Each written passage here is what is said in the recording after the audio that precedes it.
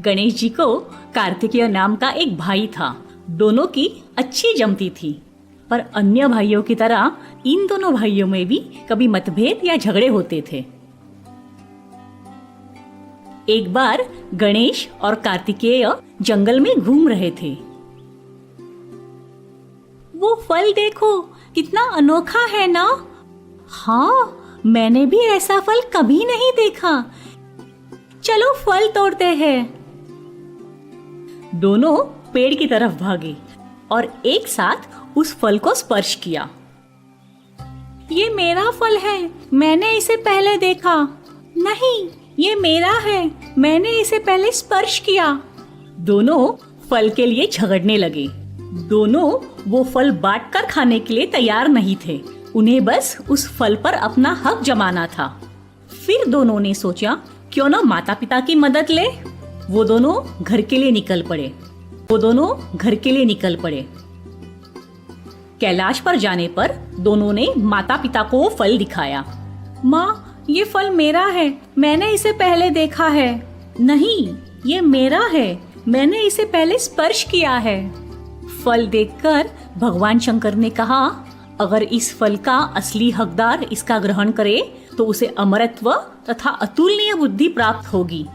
माता पार्वती ने कहा, हम इस फल के 2 टुकड़े करके दोनों पुत्रों में बांट देते हैं।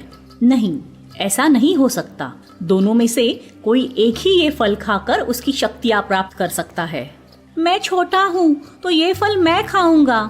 नहीं, मैं बड़ा हूँ, इस पर मेरा हक है। प्रभु, अब आप ही कुछ कीजिए। मुझे लगता है हम नारद मुनि को बुलाएंगे, उनके पास इस बात का हल जरूर होगा। भगवान शंकर ने नारद मुनि को आवाज दी। पलक झपकते ही नारद मुनि हाजिर हुए। नारायण नारायण, प्रभु आपने मुझे कैसे याद किया? को आवाज दी। पलक झपकते ही नारद मुनि हाजिर हुए। नारायण नारायण, प्रभु आपने मुझे कैसे याद किया? देवी पार्वती ने उन्हें फल की सारी कहानी सुनाई।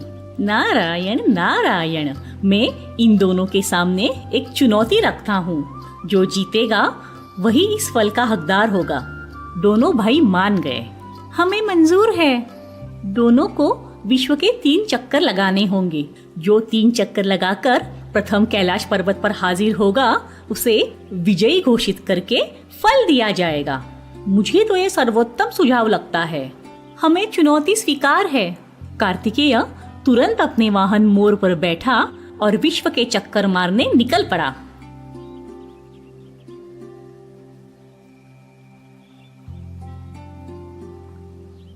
और यहाँ बाल गणेश कुछ सोचने लगा। मेरा वाहन मूषक तो उड़ नहीं सकता और कितना भी तेज दौड़े फिर भी मोर के सामने जीतना तो असंभव है। मुझे कुछ और सोचना होगा। बाल गणेश को एक कल्पना सूझी। वो मन ही मन मुस्कुराए। गणेश ने अपने माता पिता के इर्द गिर्द चक्कर लगाना शुरू किया। भगवान शंकर, माता पार्वती और नारद मुनि चकित हुए। वो सोचने लगे, बाल गणेश क्या कर रहा है?